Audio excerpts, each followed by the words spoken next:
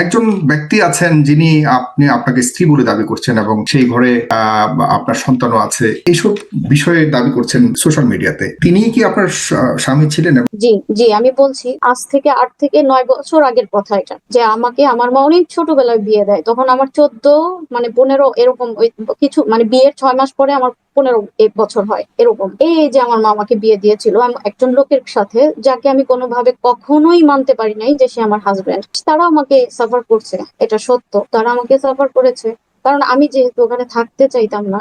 এবং আপনি ওই ডিভোর্সের জন্য সব বন্দোবস্ত করতেছেন, শুনলাম এগুলো। এখন যদিও আমি জানি ইসলাম ধর্মে মেয়েদেরকে ডিভোর্স দেওয়ার কোনো সিস্টেম নাই, ইসলাম ধর্মে মেয়েদেরকে ডিভোর্স দেওয়ার কোনো সিস্টেম নাই। এখন আপনি কোন সিস্টেমের মাধ্যমে তোহাকে ডিভোর্স দেবেন আল্লাহ মাহবুদ জানে। হয়তো বাংলাদেশে ফ্যামিলি একটা আছে, হয়তো ফ্যামিলি অ্যাক্টের মাধ্যমে আপনি ডিভোর্স দেবেন, কিন্তু সেই ডিভোর্স তো আল্লাহর দরবারে কবুল হবে না। আবু তোহা আদনানের স্ত্রীর অভিযোগ তার অন্য নারীর সাথে সম্পর্ক আছে, সম্পত্তি এগুলা নিয়ে দুইজনেই অনলাইনে প্রচার করতেছেন। এতে কি ইসলামের ক্ষতি হচ্ছে? আসসালামু আলাইকুম ওয়া রাহমাতুল্লাহি ওয়া বারাকাতুহু। যারা এই মুহূর্তে ভিডিও দেখছেন, ভিডিওটি প্লে করেছেন, তাদেরকে অনুরোধ করব দয়া করে পুরো ভিডিও সম্পূর্ণ ধৈর্য সহকারে দেখবেন। খুবই গুরুত্বপূর্ণ এবং অত্যন্ত ইম্পর্টেন্ট ভিডিও নিয়ে উপস্থিত হয়েছি আপনাদের মাঝে, প্রিয় বন্ধুগণ, দর্শক শ্রোতা, সম্মানিত বন্ধুগণ, দর্শক শ্রোতা মণ্ডলী। এবারে কি বলল আবু তোহা আদনান হুজুরের স্ত্রী। সাম্প্রতিক সময়ে আবু তোহা আদনানের বিরুদ্ধে পরকীয়ার অভিযোগ তুলে ফেসবুকে পোস্ট দেওয়ার পর থেকে নানা ধরনের তর্ক বিতর্ক হচ্ছে তাদের ব্যক্তিগত জীবন নিয়ে। আবু তোহা আদনান হুজুরের স্ত্রীর অতীতের কিছু ঘটনা নিয়ে এখন সমালোচনা হচ্ছে। প্রিয় বন্ধুগণ, দর্শক শ্রোতা মণ্ডলী, আবু তোহা আদনান হুজুরের দ্বিতীয় স্ত্রী সাবিকুন নাহার সারা, তার সঙ্গে আবু তোহা আদনান হুজুরের বিবাহ বন্ধনে আবদ্ধ হওয়ার আগে একটি সংসার ছিল এবং সেই সংসারে 2টি সন্তান আছে, একটি ছেলে এবং একটি মেয়ে। সেই প্রথম পক্ষের স্বামী তিনি লাইভে এসে আবু তোহা আদনান হুজুরের দ্বিতীয় স্ত্রী সাবিকুন নাহার সারার মুখোশ উন্মোচন করেছে। রীতিমতো বলা যায় তার সম্পর্কে, তার চারিত্রিক সম্পর্কে কিছু কথা বলেছে। তারপর থেকে নানা ধরনের সমালোচনা হচ্ছে। অনেকেই দ্বিধাদ্বন্দ্বের মধ্যে আছেন যে আসলে যেই ব্যক্তি সাবিকুন নাহার সারার আসলে স্বামী হিসাবে দাবি করছে, সত্যিকার অর্থে কি তিনি সাবিকুন নাহার সারার স্বামী ছিল? প্রিয় দর্শক শ্রোতা মণ্ডলী, এই বিষয়ে কি বলছে আদনান হুজুরের দ্বিতীয় স্ত্রী সাবিকুন নাহার সারা, তিনি কি বললেন সেটা শুনে আসি। তার আগে কি কোনো সংসার ছিল এবং তার আগে আবু তোহা আদনান হুজুরের সঙ্গে বিয়ে কিভাবে হলো এবং বিয়ে হওয়ার আগে কি কোনো বিয়ে হয়েছিল এবং সেখানে কি কোনো সন্তানাদি আছে, সে সম্পর্কে পুরো বিষয়টি ক্লিয়ার করেছে, জানিয়েছে তিনি নিজেই। প্রিয় দর্শক শ্রোতা মণ্ডলী, চলুন কথা না বাড়িয়ে দেখে আসি, তারপরে কথা বলি। একজন ব্যক্তি আছেন যিনি আপনাকে স্ত্রী বলে দাবি করছেন এবং সেই ঘরে আপনার সন্তানও আছে, এইসব বিষয়ে দাবি করছেন সোশ্যাল মিডিয়াতে। তিনি কি আপনার স্বামী ছিলেন এবং তারাই? জি জি, আমি বলছি আজ থেকে 8 থেকে 9 বছর আগের কথা এটা, যে আমাকে আমার মা অনেক ছোটবেলায় বিয়ে দেয়। তখন আমার 14 মানে 15 এরকম কিছু, মানে বিয়ের 6 মাস পরে আমার 15 বছর হয় এরকম। এই যে আমার মা আমাকে বিয়ে দিয়েছিল একজন লোকের সাথে, যাকে আমি কোনোভাবে কখনোই মানতে পারি নাই যে সে আমার হাজবেন্ড। এবং সে হচ্ছে আওয়ামী লীগের একজন নেতা গোছের ফ্যামিলি থেকে বিলং করে তারা। আমি ওই পরিবারে গিয়ে দেখছি যে তারা শত শত মানুষ নিয়ে মানে মিছিল মিটিং এ বের হয়। তারা কখনো কারো বাড়িতে মারামারি করে, ভাঙচুর করে, কখনো তাদের বাড়িতে মারামারি হয়, ভাঙচুর হয়। আমি একেবারেই একদম ভেতরের মধ্যে, মানে কনজারভেটিভের উপরে একটা ফ্যামিলির মেয়ে। আমার বাবা প্রায় 36টা মাদ্রাসার প্রতিষ্ঠাতা ছিলেন এবং আমার বাবার হাত ধরে অনেক সাধারণ মানুষ দিনের মধ্যে দিন প্র্যাকটিস করেছে, এখনো করছে। আমার পরিবারের আমার ভাইয়েরা প্রত্যেকে আলেম, হাফেজ, মুফতি। আমার বোনেরা সবাই আলেমা, আমার মা আলেমা। শুধুমাত্র আমার ছোট ভাই জেনারেল পড়াশোনা করেছে। এমন একটা ফ্যামিলি থেকে আমার বাবা মারা যাওয়ার পর আমার মা এটা একটা ভুল করে যে সে এতটুকুও দেখে নাই যে তারা ইসলাম জানে কিনা, লা ইলাহা ইল্লাল্লাহ কালিমাটা পর্যন্ত জানে কিনা, এতটুকুও দেখে নাই। সে আর কি হয়তো বা এরকম ভাবছে যে মানে তাদের বাড়ি আছে, যেটা সাধারণত আমাদের সমাজে দেখা হয় এরকম। আমি তখন তাহলে বিয়েতে রাজি হয়েছেন কেন, এটা একটা প্রশ্ন আসে। আমি তখন বলছি যে আমার মা যেহেতু রাজি, আমার মাকে দেখতে খুশি, আমার বড় বোন খুশি, তারা চাচ্ছে আমি এই যে একটা মেয়ে, আমার কতটুকু বুঝ থাকতে পারে। আজকে তো তারা চাইলেই আমাকে তাদের কোনো সিদ্ধান্ত আমার উপরে চাপিয়ে দিতে পারবে না। আমার তখন বুঝ ছিল না, আমি শুধু দেখছি যে ওদের খুশি, তোমরা খুশি, মা খুশি, দেন ওকে ওকে। কিন্তু আমি এটা কখনোই মন থেকে একসেপ্ট করতে পারিনি। তো যেহেতু তারা রাজনৈতিক একটা পরিবার, আমাদের বাসা পর্যন্ত ভাঙচুর করছে। আমাকে তারা মানে তাদের সর্বোচ্চ সাধ্য অনুযায়ী বন্দি করে রাখার চেষ্টা করছে। কিন্তু আমার মনে একটাই কথা ছিল, আমার এজ যদি 7 বছরও হয়, তবুও আমি এই বন্দিশালা থেকে বের হব। আমি আগাগোড়াই হচ্ছে ইলম পিপাসু মানুষ, আমি পড়াশোনা করতে সব সময় ভালোবাসি। হুম।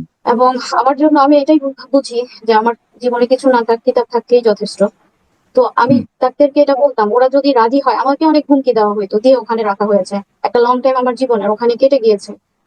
তো ওইভাবে আমি, তারা আমাকে সাফার করছে, এটা সত্য, তারা আমাকে সাফার করেছে।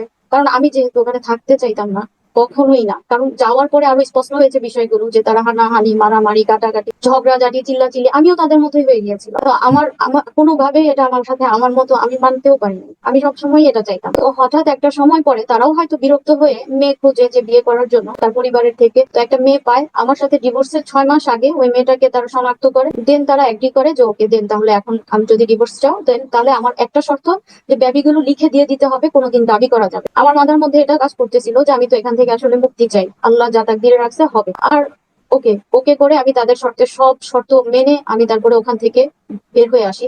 এখানে আরেকটা বিষয় উল্লেখ করা জরুরি, যে ওই লোকটার ভিডিওর মধ্যে একটা কথা সে বলছে যে কাবিন, কাবিন বা দেনমোহর যেটা বোঝাচ্ছে সে, এখানে আমার দেনমোহর ছিল কত জানেন? 50,000 টাকা। 50,000 টাকা দেনমোহর, এবং সেই 50,000 টাকা সে যে আমাকে একসাথে দিয়েছে এটাও না। 50,000 টাকা সে মাসে মাসে আমাকে 3,000 টাকা করে দিয়েছে। চিন্তা করতে পারেন এই কথাটা বলে সে কিভাবে বলতে পারে যে এটা আমি কাবিনের জন্য আমার ডিভোর্স? চিন্তা করা যায়? এটা চিন্তা করা যায়? ইভেন আমাদের আদনান সাহেবের সাথে যে আমার বিয়ে হয়েছে মাত্র 1 লাখ টাকার দেনমোহরে, আমার কাছে দেনমোহর কখনোই কখনোই কখনোই আপনি কি আমার ওই কাছে মনে ঘরে হয় থাকাকালীন কি আদনান সাহেবের সাথে আপনার পরিচয় হয়েছিল, নাকি ওই ঘর না। থেকে বেরিয়ে আসেন? আমার ডিভোর্স হয়েছে মেবি 16 সালের শেষের দিকে কিংবা 17-র দিকে, আমার এক্স্যাক্টলি মনেও নেই। আমি এগুলো কল্পনাতেও রাখি না, আমার চিন্তাতেও নাই, কিছুতেই না। আমার আজকে মনে করতে হচ্ছে, পরিস্থিতির হুম। শিকার হয়ে আজকে আমার মনে করতে হচ্ছে। তো ওই তখন আমার ডিভোর্স হয়েছে। আমার বিয়ে হয়েছে 21 সালে, আদনান হুম। সাহেবের সাথে আমার বিয়ে হয়েছে 21 সালে। আমি তাকে চিনিও না, সেও আমাকে চিনে না। এটা তহমত, এটা তার উপরেও আমার উপরেও একটা তহমত। এটা মিথ্যা, সম্পূর্ণ মিথ্যা। হুম। তারপর এভাবে, এই যে আমি বলতেছি টাকার বিষয়, যেটা দেনমোহরের বিষয়, এটা তো তার মানে ওই তারা সন্তানগুলো আপনার একটা ছেলে একটা মেয়ে? কি ওখানে বেবিগুলো তারা লিখে নিয়ে নিছে আমার কাছ থেকে। আমার তাদের সাথে কোনো প্রকারের কমিউনিকেশন নেই, কারণ এটাই তাদের দাবি ছিল। কেন আমি কোনোদিনও তার মানে দাবিও না করি। আনুষ্ঠানিক ভাবেই আপনাদের ডিভোর্স হয়েছে ওই আগের জি, ঘরে? জি, পারিবারিক ভাবে, যেভাবে পারিবারিক ভাবে বিয়ে হয়েছে, পারিবারিক ভাবে সেভাবে ডিভোর্স হয়েছে। সাথে সাথে সে ওই মেয়েটাকেও বিয়ে করে নিয়েছে, সে তার লাইফে সেটেল, এখনো সেটেল। তাদের আরো বেবি টেবি আরো অনেক কিছুই হয়েছে তাদের জীবন নিয়ে। তারা, আমার এগুলো জানারও দরকার নেই, আমি জানিও না, আমার প্রয়োজনও নাই। আমি হ্যাপি, আমি আলহামদুলিল্লাহ অনেক সুখী, এবং ইভেন এখনো আমি অনেক সুখী। হুম। তারপর কিন্তু এখন হঠাৎ করে মানে কেন আপনি তার স্ত্রী বলে দাবি করছে বারবার? আগের স্বামী আমি এখন আমি দাবি করেন আপনার সম্পর্কে আসছি পরবর্তী। হ্যাঁ। জনাব, হুম। হ্যাঁ জনাব, এটা তিনি এখন দাবি করেনি। এটা হচ্ছে সে তার ক্ষোভ থেকে, তার ভেতর একটা ক্ষোভ ছিল, আমি যে তার এবং কাছে এই ছিলাম একই না। দাবি আপনার মনে আছে 2021 সালে যখন আমরা আদনানকে নিয়ে কথা বলছিলাম, তখন কিন্তু এই হ্যাঁ, হ্যাঁ, ভদ্রলোক, তো মনে আছে? জি হ্যাঁ, জি, তখন এই আজকে ভদ্রলোক 4 বছর তিনি আগে। তখন এটা এটা এটা হুম। এটা তখন তিনি বলেছিলেন, এই ভিডিওটা তখনের।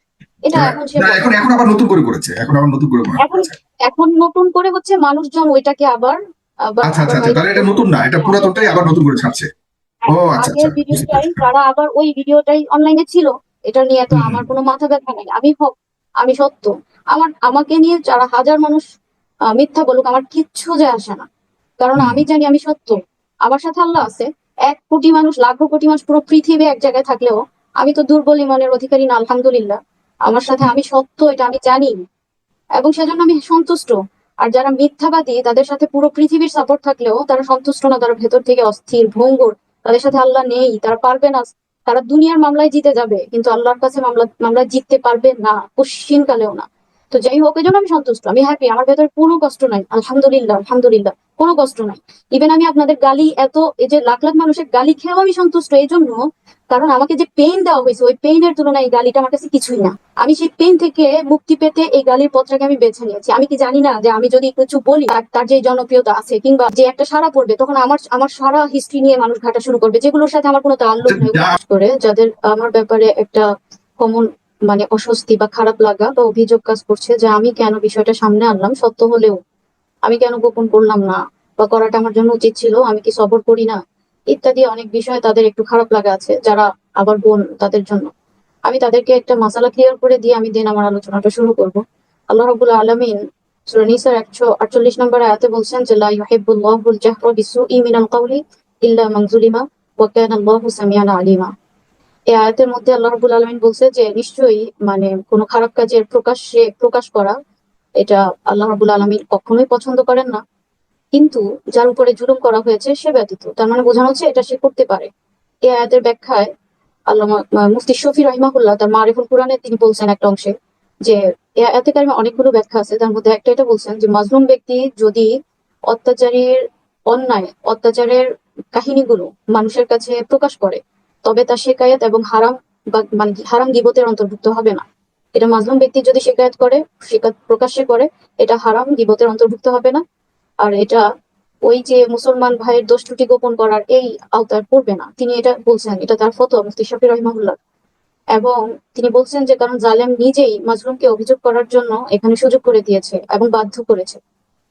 তো এ ব্যাপারে আমার বোনেরা আপনারা নিশ্চিত থাকতে পারেন, শতভাগ নিশ্চিত থাকতে পারেন, আমার সবরের বিচ্যুতির কোনো প্রশ্নই আসে না। আমি যা করছি বিষয়গুলো আবেগের বশেও না। কেউ কেউ হয়তো আবেগ বলছেন, আমি যখন তাকে তার জন্য রাস্তায় নেমে খুঁজেছিলাম তাকে গলিতে গলিতে, সেটাও আমার আবেগ ছিল না। আমি যা করি আমি বুঝে করেছি, আমি জানি।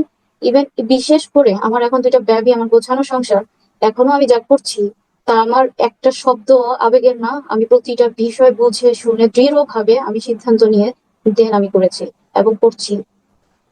যে বিষয়টা নিয়ে এখন প্রশ্ন যে আমি সে আমার পোশাক আমাকে আমাকে আমাকে এভাবে বলা হচ্ছে, বা সে এখন এটা একটা তার নিরাপদ নিরাপদ একটা অবস্থানের জন্য বা মানুষের সিম্প্যাথি, বিশেষ করে আলিম সমাজের সিম্প্যাথি, সে তার দিকে ফোকাস করানোর জন্য, সিম্প্যাথি নেওয়ার জন্য সেটা বলতেছে পোশাক কিভাবে তার উপরে মানে তার পোশাক খুলে ফেলা, কারণ আমি তার পোশাক। আমি এটার অ্যান্সার দিব। তার আগে আমাকে একটু ক্লিয়ার করতে হবে যে আমার তার সাথে বিয়ে হলো কেন, কিভাবে। কারণ হচ্ছে সাধারণের প্রশ্ন এটা, বা তাদের আক্ষেপ বা ক্ষোভ ক্ষোভ আমার উপরে এটা, যে তারা বলে থাকে আমি দ্বিতীয় পক্ষ বা আমি দ্বিতীয় স্ত্রী, তার প্রথম পক্ষ উপরে আমি আসছি, তার সঙ্গে আমিও এটাই ডিজার্ভ করি, ইত্যাদি ইত্যাদি এরকম বলে থাকে। তো এখন এই ঘটনাটা একটু আপনার ক্লিয়ার বুঝতে হবে। আমাকে যখন তিনি বিয়ে করেন, আমি তখন একটা মাদ্রাসা নিজে প্রতিষ্ঠা করেছি, এবং কথা প্রসঙ্গে যদি আসে আমি সেই হিস্ট্রি আপনাদের সামনে টেনে আনবো ইনশাল্লাহ। তো তখন তার স্ত্রী নিজে আমাকে বিয়ে করানোর জন্য উদ্যোগ নেয়, এবং এই জনাব আদনান সাহেবের আম, তিনি সবসময়ই বিয়ে করার জন্য প্রতিটা প্রতিষ্ঠানে বলে রাখতেন। তারই সুবাদে আমার কাছেও এই প্রস্তাবটা আসা। ইভেন আমি আপনাদেরকে নাম মেনশন করি, হচ্ছে এটা রংপুরের দিকে একটা এরিয়াতে, আমার জায়গাটার নাম এক্স্যাক্টলি মনে নেই। ওখানে ফিরোজ অথবা ফিরোজ ভাই বা মনোয়ার, মানে এরকম দুইজন, আমার নামটাও তার সাথে গুম হয়েছিল যে লোকটা, ফিরোজ অথবা মনোয়ার, দুইজনের একজনের রংপুরে একটা মাদ্রাসা আছে। সে ওই মাদ্রাসা, ওই লোকটাও যদি এখন সত্য বলে, মিথ্যা বললে তো আমার তো এখন কিছু করার নেই। ওই লোকটাকেও সে ইভেন বলে রেখেছিল বিয়ে করার জন্য। তো সে একটা প্রমাণ, আমার জাস্ট নাম মনে আছে বলে আমি এরকম বলতেছি। এটা তার নিজস্ব স্বীকারোক্তি যে সবাইকে সে বলছে যে সে বিয়ে করার জন্য, বিয়ের জন্য পাত্রী খুঁজে সব জায়গায় সবার কাছে। সেই সুবাদেই আমার কাছেও প্রস্তাবটা আসা। তখন স্বাভাবিকভাবে আমাদের পক্ষ থেকে ইনভেস্টিগেট করা, বা তার স্ত্রীর মাধ্যমে সে যোগাযোগ করে, তার প্রথম পক্ষের মাধ্যমে যোগাযোগ করে। এবং তার প্রথম পক্ষের কিউরিসিটি দেখে আমার অভিভাবক, আমার স্টুডেন্টের অভিভাবকের মধ্যে একজন আমাকে বলেছিল যে ম্যাডাম, তারা তো জেনারেল ম্যাডাম বলে সম্বোধন করে, ম্যাডাম আমার মনে হয় এখানে মানে কোনো একটা অন্য বিষয় কাজ করতেছে। কোনো ওয়াইফ কি এভাবে এত এত কৌতূহলী থাকে হাজবেন্ডকে বিয়ে করানোর জন্য? আমার মনে, এবং আমি এখানে আরেকটা বিষয় বলি, আমি যখন তাকে বিয়ে করি তখন তার পারিবারিক ফিনান্সিয়াল অবস্থা, তার পরিবারে 1,000 টাকাও তাদের কাছে অনেক। আমি যখন তাকে বিয়ে করি ফিনান্সিয়ালি তার কাছে 1,000 টাকা অনেক কিছু। তখন আমার এই অভিভাবকটা আমাকে বলছে যে জানেন ম্যাডাম, তিনি একটা ঘটনাও আমাকে বলছে। ও ঘটনা বলার দরকার নেই, আপনারাও এসব ঘটনার হয়তো অনেক সাক্ষী, যে একজন নারী কি করছে, তার হাজবেন্ডকে এরকম বিয়ে করাইছে, প্রতিষ্ঠিত মেয়ে দেখে বিয়ে করায়, টাকা পয়সা আছে এরকম দেখে বিয়ে করায়। কারণ হচ্ছে মানে তাদের ভেতরে একটা লোভ কাজ করে। ম্যাডাম এটা আবার সে ফাঁদ না তো, আমাকে এরকম বলছে। আমি বলি আচ্ছা না থাক, এরকম না, বাদ দেন। তো সে এরকম করে আমাকে বিয়ে করায়। এবং 10 নম্বর যে কাজী অফিসে আমার বিয়ে হয়েছে, ওখানে ওই কাজী অফিসের সাথে সরাসরি তার প্রথম পক্ষ কিন্তু কথাও বলেছে। আদারওয়াইজ বিয়েটা এত তো সহজ না, কারণ অলরেডি আমার পাস্ট আছে। আপনি বলেছেন তার ঘরে 1,000 টাকাও ছিল না যখন আপনার সাথে বিয়ে হয়। এরপর তার পরিবর্তন কি হয়েছে, এবং সে এখন 1,000 টাকার বেশি পরিমাণের টাকা তার কাছে কি আছে বর্তমানে? মানে তার পরিবর্তন কি হয়েছে? এটা তো আর বলার অপেক্ষা রাখে না। তারপরে তো ফিনান্সিয়াল অবস্থা অবশ্যই অনেক ভালো, সবাই ভালো আছে, সবাইকে সে ভালো রাখছে ফিনান্সিয়াল দিক থেকে। যেটা বলছিলাম, যদি আমার কাছে অর্থনৈতিক বিষয়টা বা টাকা পয়সা আগে কিংবা এখন ম্যাটার করতো, তাহলে হয়তো আজকে আপনারা এই বিষয়টা জানতেন না। কিন্তু এই বিষয় হচ্ছে যে আপনি যখন বিয়ে করছেন আব্দুল মাদান, তখন কি আপনি জানতেন কিনা যে আদনান বিবাহিত? এরপরও কেন তাকে বিবাহ করলেন? এই যে সে তার ওয়াইফের পক্ষ থেকে, তার প্রথম পক্ষের পক্ষ থেকে যে মানে যে একটা তাদের অবদান, মানে সে কি করবে, তার হাজবেন্ডকে বিয়ে করাবে। তা আমি, হ্যাঁ, এটার উত্তরটা আরো ক্লিয়ার বলি যে আমার তখন, যেহেতু আমার জীবনটা এরকম, এবং আগের স্ত্রী তাকে বিয়ে করাবে এটা আপনি জানলেন কিভাবে? আমার সাথে কথা বলতেছে। কে তার আগের স্ত্রী? জি, কি বললাম তো, সে নিজে আমার সাথে কথা বলতেছে, আমাকে কিভাবে চলতে হবে, এভাবে সে এমন, সে তেমন, এভাবে সে বলতেছে। বাহ, চমৎকার। তো মানে আগে আপনাকে তাকে বিয়ে করাবে এবং আপনার সাথে কথা বলে আপনি কেমন চলবেন সবকিছু ঠিকঠাক করেছে আগের স্ত্রী। বাহ। এখন আমার প্রশ্ন হচ্ছে, সে তো তাকে ছেড়ে দিয়েছে, তার সাথে হয়তো ডিলিংসি হচ্ছে অর্থনৈতিক বিষয়, বা তার আদনান সাহেব আসলে আমার মনে হয় যে তাকে এবং আপনি ওই ডিভোর্সের জন্য সব বন্দোবস্ত করতেছেন, শুনলাম এগুলো। তো এখন যদিও আমি জানি ইসলাম ধর্মে মেয়েদেরকে ডিভোর্স দেওয়ার কোনো সিস্টেম নাই, ইসলাম ধর্মে মেয়েদেরকে ডিভোর্স দেওয়ার কোনো সিস্টেম নাই। এখন আপনি কোন সিস্টেমের মাধ্যমে তোহাকে ডিভোর্স দেবেন আল্লাহ মাহবুব জানে। হয়তো বাংলাদেশে যে রয়েছে ফ্যামিলি অ্যাক্ট আছে, হয়তো ফ্যামিলি অ্যাক্টের মাধ্যমে আপনি ডিভোর্স দেবেন, কিন্তু সেই ডিভোর্স তো আল্লাহর দরবারে কবুলও হবে না। এটাও তো একটা প্রশ্ন, যেহেতু আপনি একজন আলেমা এবং তোহা সাহেব একজন আলেম। তো আপনি যদি বাংলাদেশের আইন কানুন সংবিধান ফলো করে যদি তাকে ডিভোর্স দেন, ইসলামিক মোতাবেক সেই ডিভোর্স হবে না এবং আল্লাহর দরবারে আপনি ঠেকেও থাকবেন। তো ভেজাল এখানে তো একটা আছে, ভেজাল তো এখানে একটা আছে, কারণ ইসলাম ধর্মে মেয়েরা তাদের স্বামীকে ডিভোর্স দিতে পারে না, এই ধরনের কোনো সিস্টেম নাই যতদূর আমি। তো এখন ভিডিওটা শেষ করার আগে আমি আমাদের ভাবিকে বলবো যে, ভাবি একটা জিনিস খেয়াল করেন। এখন আপনার স্বামী তার যৌন চাহিদার জন্য, যৌন ক্ষুধার জন্য, বা তার তার কি বলে মনের আনন্দের জন্য যদি নতুন নতুন মেয়ে তার পছন্দ হয় বা ভালো লাগে, অনেক অনেক পুরুষই তো বহুগামী, তাই না? বহু মেয়ের সাথে মেলামেশা করে বাজা। তো এখন খেয়াল করেন, সে একজন আলেম মানুষ। এখন আপনি তো চান না সে কোনো একটা খারাপ জায়গা, বুঝছেন তো খারাপ জায়গা কোনগুলো, সেগুলোকে প্রতিদিন নতুন নতুন মেয়েদের সাথে গিয়া ফুর্তি করুক, মজা নেক, রাত কাটায় আসুক, এগুলো তো দেখতে ভালো দেখায় না।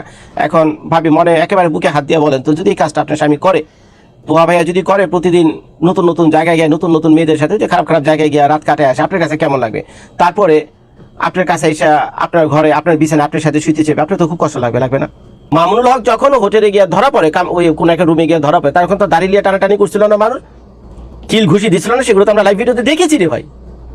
তো আপনার স্বামী যদি বহুগামী হয়েই থাকে, নতুন নতুন মাইয়া পছন্দ হয়ে থাকে, এখন পার্কে গিয়ে মাইক গুতা খাইবে মানুষের, বোটানিক্যাল গার্ডেনে গিয়ে মাইক গুতা খাবে মানুষের, লিটনের ফ্ল্যাটে দিয়ে যাবে সেখানে গিয়ে খাইবে মাইক গুতা মানুষের, কারণ আপনার স্বামীকে তো সবাই কম বেশি চেনে।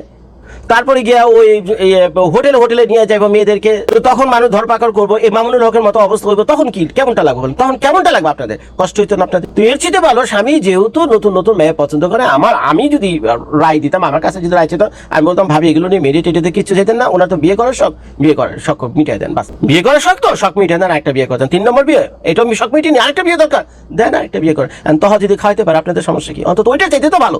এই এখন মার গুতা কিলাকিলি করে কি করেন, দুজনকে ডিভোর্স করতেছেন, সংসারটা তো ভাঙলো শেষ পর্যন্ত। তো সাকিবুন নাহার, আমাদের তোহা ভাইয়ার দ্বিতীয় বউ সাকিবুন নাহার, আমাদের সাগর ভাইয়ার যে ফেস দ্য পিপল রয়েছে না, তো সেখানে সে দেখলাম কান্নাকাটি করতেছে, কি এক অবস্থা। তো এই ভদ্র মহিলার ভিডিও কিছুক্ষণ আমি টেনে টেনে দেখলাম, তো দেখে আসলে আমার নিজের কাছেও খারাপ লাগলো উনি যেভাবে বর্ণনা দিলেন। তো তোহা সাহেব মানে ওয়াজের ময়দানে এক ধরনের চেহারা, এক ধরনের আচার ব্যবহার, আমাদেরকে সারাদিন নসিহত করেন, আমাদেরকে শেখান বৌদিকে ভালোবাসার জন্য, বাপ মাকে সম্মান করার জন্য, তারপরে পাপ কাম, তারপর আকাম কুকাম যা আছে এখান থেকে দূরে থাকার জন্য সে সবসময় এগুলো ভালো ভালো উপদেশই দেন। সব যে ইসলামিক প্রেচাররা রয়েছেন এগুলি সচরাচর তারা ওয়াজ মাহফিলে করেন, তো আমাদের তোহা সাহেব করেন। তো আমরা তোহা সাহেবকে মন প্রাণ দিয়ে ভালোবাসতাম, এখনো ভালোবাসি। মানে কি একটা অবস্থা যে ওয়াজ মাহফিলের ময়দানে এক ধরনের চেহারা, মানে আমার কাছে মনে হচ্ছে, এবং অনেকের কাছে, আপনাদের কাছে এই ভিডিওটা দেখার পর প্রশ্ন উঠবে, তো ঘরে দেখে আবার আরেক কাহিনী।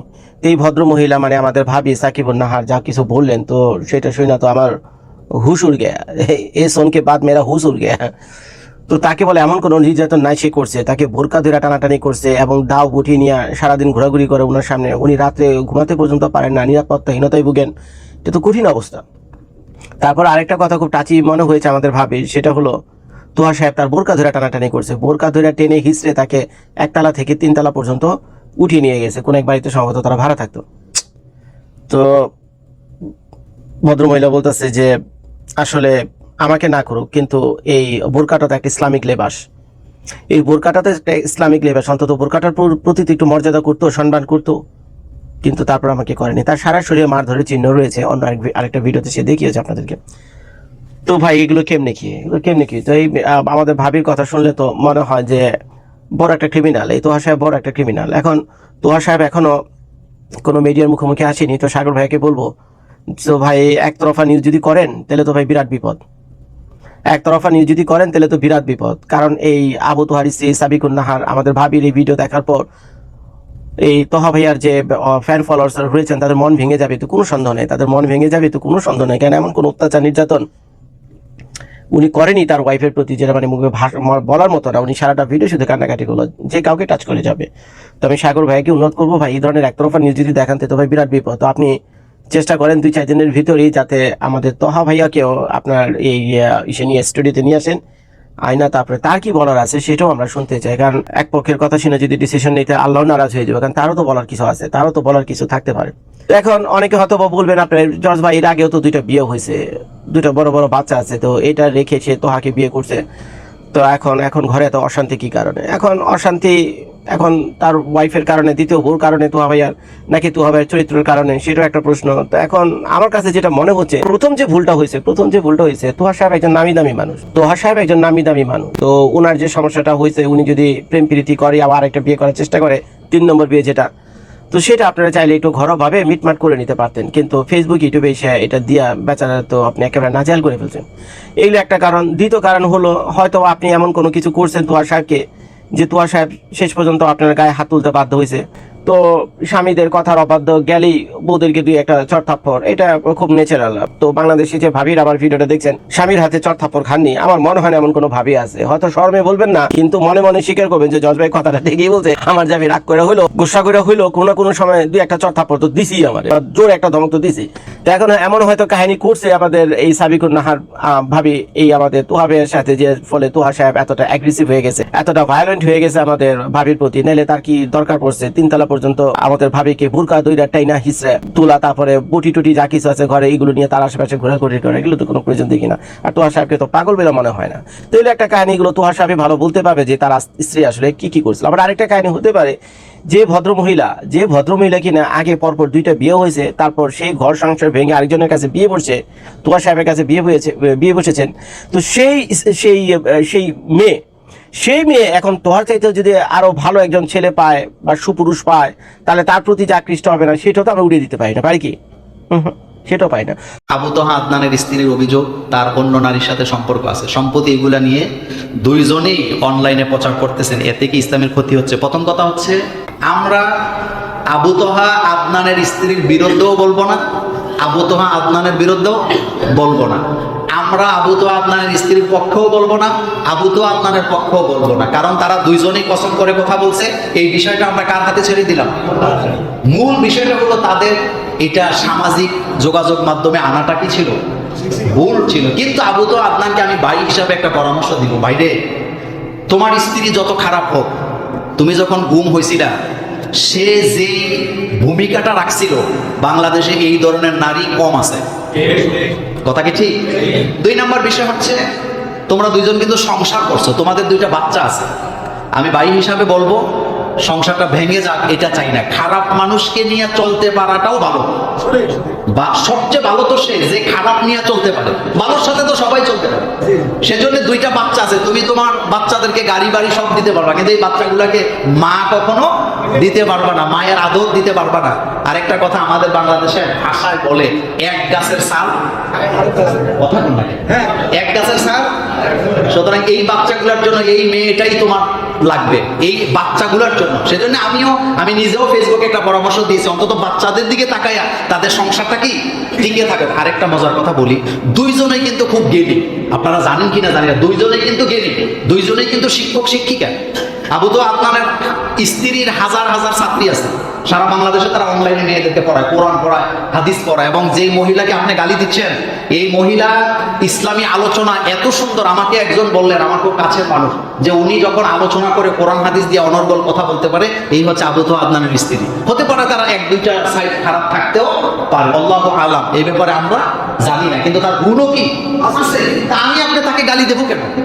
তার অসংখ্য ছাত্রছাত্রী, তার ছাত্রী আছে, আবু তোহা আদনানেরও কি ছাত্রছাত্রী আছে। এই জন্য আমি ভাই হিসাবে, বড় ভাই হিসাবে, একজন মুসলিম ম্যারেজ রেজিস্ট্রার হিসাবে আমি অনুরোধ করব, সংসারটা যেন ভেঙে না যায়। একটু ঝামেলা হয়েছে, এটা মিঠে যায়, অন্তত বাচ্চাদের জন্য ভালো। আর এখন যারা গুতাগুতি করে ফেসবুকে লেখে, তারা কি আবু তোহা আদনানের বাচ্চাদের দায়িত্ব নিবে? একদিন একটা চিপস হলো কিনা দিতে আসবি না তুই বেড়া। পণ্ডিতি করো। এর কাছে মেয়েকে পড়তে দিয়েছেন, আপনারা কেউ বাসায় নেই, কিন্তু স্যার আসবে দুপুরে 3টা বাজে। এরকমের ঘটনা ঘটে নাকি ঘটে না? এরপরে দুর্ঘটনা ঘটে নাকি ঘটে না? ঘটে। কারণ একটা পুরুষ আর একটা নারী যখন এক জায়গায় থাকে, মাঝখানে আরেকজন এখানে হাজির হয়, ওর নাম জানে কি? এই ওয়াজ করার পরে যারা 5 পড়ায় তারা তো আবার আমার গালাগালি করবো। সব শিক্ষক পড়াইতে গিয়ে খারাপ কাজ করে আমি এটা বলি না, কিন্তু ম্যাক্সিমামই খারাপ, ম্যাক্সিমামই চোখ খারাপ। সেজন্য প্রাইভেট শিক্ষক সে ফেরেশতা না, সে মানুষ। সে কি মানুষ? তার কাছে আপনার মেয়েকে একা একা দিবেন না। এরপরে সন্ধ্যার পর অথবা সময়ে অসময়ে মেয়ে বাচ্চাকে দোকানে পাঠাবেন না। বলেন কোথায় পাঠাবেন না? দোকানে পাঠাইয়েন না, আপনি নিজে যাইয়েন, না যাইতে হলে পরের দিন আইলেন, তারপর আপনি মেয়ে বাচ্চাকে দিবেন না। 6 নাম্বার, সব সময় ওর সাথে ওকে কাছে বসাইয়া তার খোঁজ খবর নিবেন, তার সাথে কেউ কোনো খারাপ আচরণ করে কি করে না, এটা আপনার দায়িত্ব। আপনার মেয়েটা বুঝবে না, সে লজ্জায় বলবে না, কিন্তু তার নিরাপত্তার দায়িত্ব আপনার। আপনি বাপ, আপনি ভাই, আপনার দায়িত্ব এটা যে আপনার মেয়েটা নিরাপত্তায় আছে কিনা, তার সাথে কেউ খারাপ আচরণ অজান্তে করে কি করে না, এটা আপনি মাঝে মাঝে তার কাছ থেকে জানতে চাইবেন, এটা আপনার দায়িত্ব। এরপরে আপনি তাকে দ্বীন শিখাবেন। বলেন কি শিখাবেন? দ্বীন। আপনি তাকে পবিত্রতা, অপবিত্রতা, নামাজ, রোজা, এই বিষয়গুলা, উযু, গোসল, আপনি এগুলা তাকে নিজে কি করবেন? শিক্ষা দিবেন। আল্লাহ পাক আমাদেরকে কবুল করুক, আমরা বলি আমিন। এখন আমরা বলবো স্বামী স্ত্রী ঝগড়া, এটা কি বাইরে যাওয়া উচিত? আসতে কইছেন না, আমি কোনো ব্যক্তিকে ইন্ডিকেট করে এই কথাটা বলছি না। স্বামী স্ত্রীর মধ্যে ঝগড়া হয় নাকি হয় না? হয়। কোন পরিবারে ঝগড়া নাই? একটাও না, সব পরিবারে ঝগড়া আছে। কোন পরিবারে মনোমালিন্য নাই? সব পরিবারে মনোমালিন্য আছে। কিন্তু রাসূল কি বলছেন? আন ইবনে আব্বাস রাদিয়াল্লাহু তাআলা আনহু আনিন নবী সাল্লাল্লাহু আলাইহি ওয়াসাল্লাম قال খায়রুকুম লিআহলি, ওই ব্যক্তি উত্তম যে ব্যক্তি তার পরিবারের কাছে উত্তম। সুবহানাল্লাহ পড়েন। রাসূল বলতেছেন ওই পুরুষটা উত্তম বা ওই ব্যক্তি উত্তম যে তার পরিবারের কাছে উত্তম। ওয়া আনা খায়রুকুম লিআহলি, আর তোমাদের মধ্যে আমি হচ্ছে আমার পরিবারের কাছে উত্তম, এজন্য আমি তোমাদের কাছে উত্তম। আল্লাহু আকবার। তার মানে যেই পুরুষ ঘরে ভালো, সেই পুরুষ সমাজেও কি ভালো। সুবহানাল্লাহ বলবেন না? আমার রাসূল ঘরেও ভালো, আমার রাসূল বাইরেও কি ভালো। সম্মানিত বন্ধুগণ, দর্শক শ্রোতা মণ্ডলী, আপনারা জানতে পারলেন। এখন ব্যক্তিগত মতামত অবশ্যই কমেন্টে জানাবেন, আপনারা কি বলতে চান। আদনানের স্ত্রীর অভিযোগ সত্য নাকি মিথ্যা সেটি আপনারা জানাবেন, এবং একই সাথে আদনানের স্ত্রীর বিষয়ে যেই অতীত জীবনের ঘটনাগুলো নিয়ে এখন আলোচনা হচ্ছে সে বিষয়ে আপনারা কি বলতে চান সেটি জানাবেন। আমি মনে করি তার অতীত জীবন ঘাটার কোনো দরকার নাই। বর্তমান একটা উপদেশ দেব আবু তোহা আদনান হুজুর এবং তার স্ত্রীকে, যদি এই ভিডিওটা তাদের কাছে পৌঁছায় তাহলে বলবো, ভাই আপনারা সামাজিক যোগাযোগ মাধ্যমে ফেসবুকে পাল্টাপাল্টি পোস্ট দিয়ে তর্ক বিতর্কের শিকার না হয়ে পারিবারিকভাবে এই সমস্যাটা সমাধান করার চেষ্টা করুন। আপনাদের সাংসারিক বিষয়, পারিবারিক বিষয়, এগুলা জনসম্মুখে আনার কি দরকার, আপনারা নিজেরাই সমাধান করুন। যদি সংসার করার মতো পর্যায়ে না থাকে তাহলে আপনারা আলাদা হয়ে যান। তবে এরকম একে অপরের ওপরে অভিযোগ দিয়ে, দোষ চাপিয়ে, সম্মানহানি করে সমালোচনার পাত্র হওয়ার কোনো প্রয়োজন নেই, আমি মনে করি ব্যক্তিগতভাবে এটা। আপনারা জানাবেন আপনাদের মতামত, অবশ্যই কমেন্ট করে জানিয়ে যাবেন, লিখে যাবেন আপনারা কি বলতে চান, এবং আবু তোহা আদনান হুজুরের স্ত্রী সাবিকুন নাহার সারাকে নিয়ে কি বলবেন সেটাও জানাবেন। আজকের মতো এ পর্যন্তই, বিদায় নিতে হচ্ছে আপনাদের কাছ থেকে। ভালো থাকবেন, সুস্থ থাকবেন, আল্লাহ হাফেজ, আসসালামু আলাইকুম ওয়া রাহমাতুল্লাহি ওয়া বারাকাতুহু।